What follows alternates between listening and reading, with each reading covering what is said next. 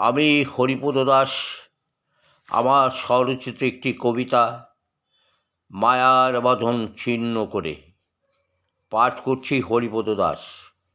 রাতের বেলায় মহাকাশে তারা নক্ষত্র চাঁদের আলোয় ছেয়ে ফেলেছে।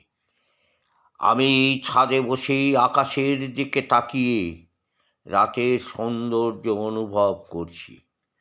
শরতের আকাশে চাঁদকে কি সুন্দর মানিয়েছে। হঠাৎ আমি দেখতে পেলাম উজ্জ্বল আলো ছড়িয়ে দিয়ে তীব্র গতিতে নেমে এলো বসুন্ধরার কোলে। আমি মনে মনে ভাবছি, মহাকাশ থেকে তারাদের এক সাথীকে হারিয়ে ফেলেছে। এই দৃশ্য দেখে আমার মনের ভেতরটা কেঁপে উঠল। ওদের মতো আমাকেও একদিন এই পৃথিবীর মায়া ত্যাগ করে বিদায় নিতে হবে চিরতরে বসুন্ধরার কোলে। এই পৃথিবীতে কেহ অমর হয়ে আসেনি, সময় হলে সকলকেই যেতে হবে এই পৃথিবীর মায়া ত্যাগ করে।